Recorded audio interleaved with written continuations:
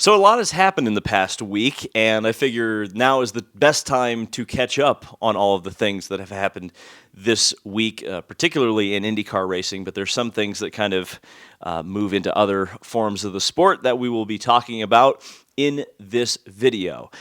By the way, DL 500 Club is tonight at 8 p.m. Eastern, and where I currently am, that is 5 Pacific time. Because yes, I have been in Las Vegas the past week, and I am staying through to the Las Vegas Grand Prix.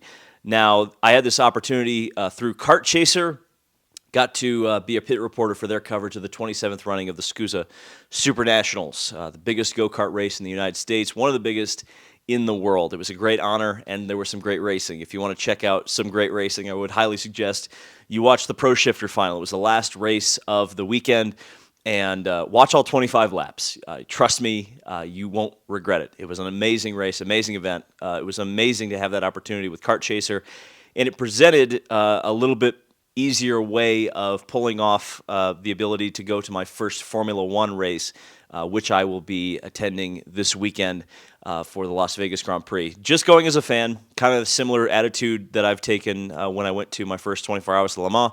I'm checking one off the bucket list, and then we'll start talking about maybe working some of these races in the future. But I'm really just here as a fan to enjoy it, and then we'll get down to business with Formula One in the future. But yeah, no, it's really cool.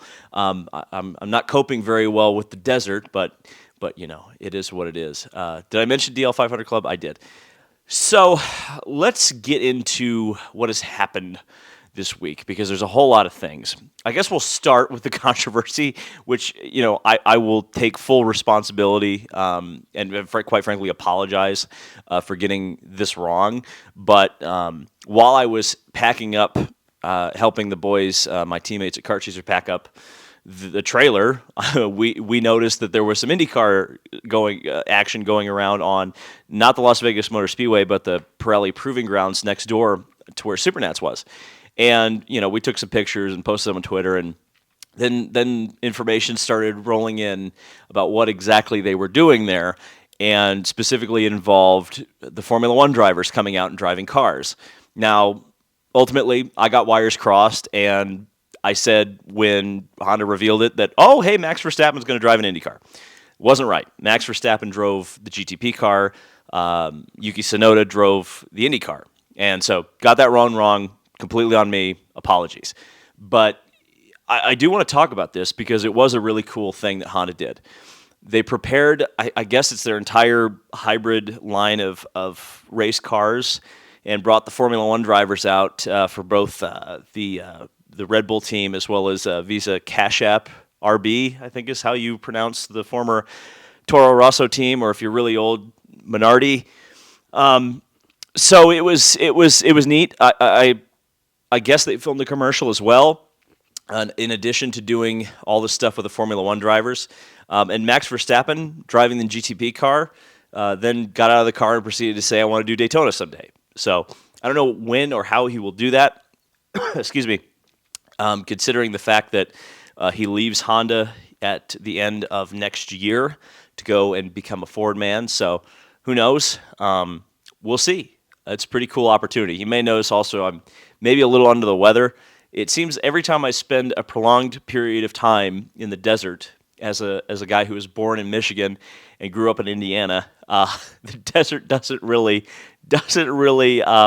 jive with my sensibilities. So I always seem to come down with something.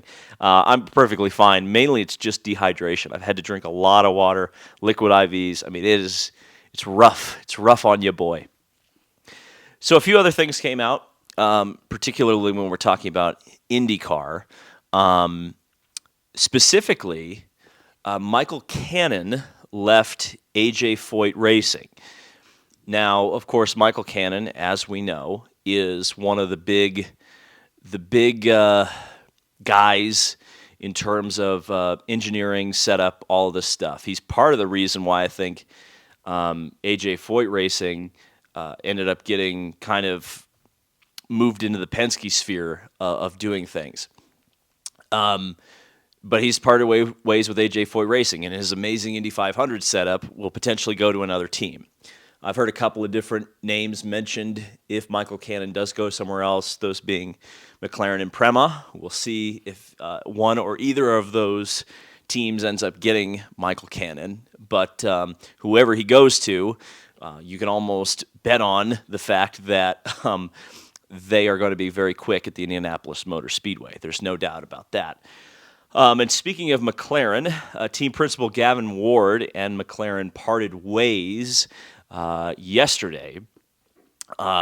This has been something that's been rumored for quite a while. Wasn't necessarily surprised when it came out, at least to some of us in the industry. Not that Gavin was doing a bad job or was a bad guy. In fact, quite the opposite. I think there were just some things that were clashing there at McLaren. And when it said that they mutually parted ways, I believe that. Now, I do believe that Gavin Ward will probably land on his feet. Wouldn't be surprised. Wouldn't be surprised.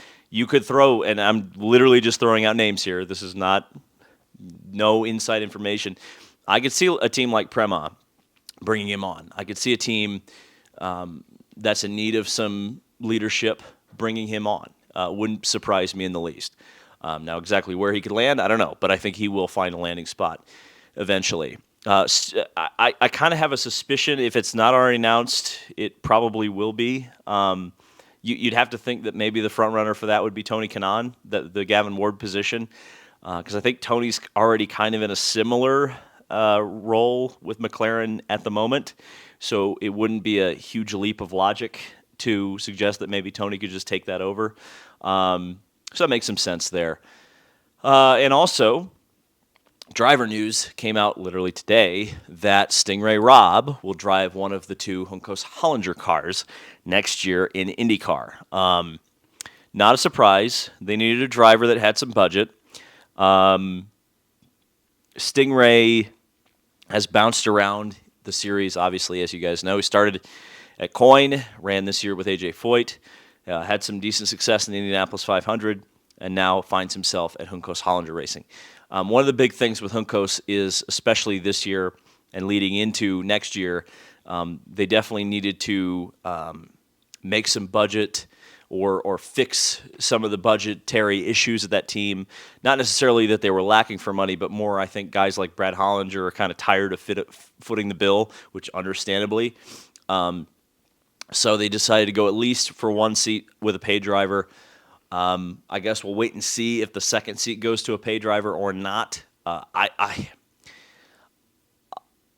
don't necessarily think a guy like Connor Daly is a lock there. I think a lot of people would like to see that happen. Romain Grosjean already let his feelings be known. I don't necessarily think Romain Grosjean is returning. I believe he is driving a Lamborghini in IMSA, if not full-time, definitely in the Michelin Endurance Cup. So we'll see what happens with Juncos, but I wouldn't be surprised to see a Devlin in the second seat, Devlin DeFrancesco, if that were to be the case.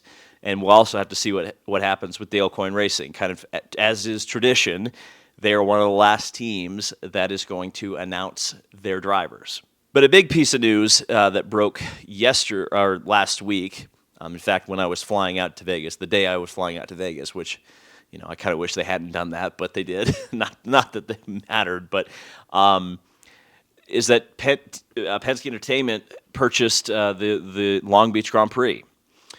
And so I think there's a couple of things to talk about with this. Number one, I feel overall positively about it. And you may say, well, David, aren't you one of the guys who is kind of a detractor, so to speak, of Penske Entertainment's stewardship of IndyCar so far? And I would say, yes, I am. But I would say this. While I think the absolute best case scenario would be Long Beach continuing as its own independent race and not having to have any series thumb on it, because quite frankly, I think that's the way things should be in racing. I think individual events should be much more independent of the championships they participate in than they currently are. But the way the world works in racing now is it seems like events, and especially the big ones, are now congregating around the series that is the headliner for those events. So I suppose Penske owning Long Beach is better than NASCAR owning Long Beach or Formula One owning Long Beach. Wouldn't you agree? I don't know by what degree for sure. I mean, let's be honest. Penske Entertainment has the track record that it has.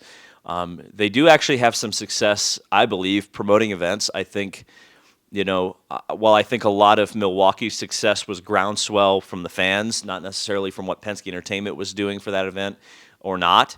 But I think you can't really deny that Iowa is a success, and certainly they haven't lost any ground at the Indianapolis 500. So, and if you think about Long Beach, I mean, what do you have to do to promote that event, right? So it's kind of like the Indy 500 in that aspect. You're pretty much just not screwing it up, which at the very least, I suppose, in terms of like track management, event management, Penske Entertainment has an above average grade, and I would say a pretty good grade. So yeah, I mean, I don't think it's the worst thing in the world. I don't think it's the worst thing in the world, especially considering the era that we live in. Again, if it were me, if it were up to me, all of these events and all of these tracks would be independent, and the series would either be attracted by the races that the tracks are putting on or the promoters are putting on, and the series would race there, and it would be more like it was in like the 60s. But that's not how things are anymore. The series almost has to kind of take control of their big events.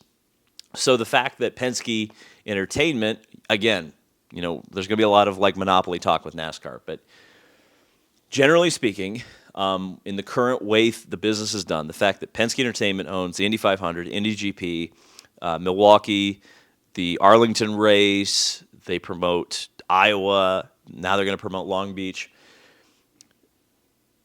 At the very least, there's some stability in that, which is to say that as long as Penske Entertainment remains above water, the series will remain above water because they have at least, a third of the races or maybe more under their control, and certainly they control the most valuable races, Detroit as well.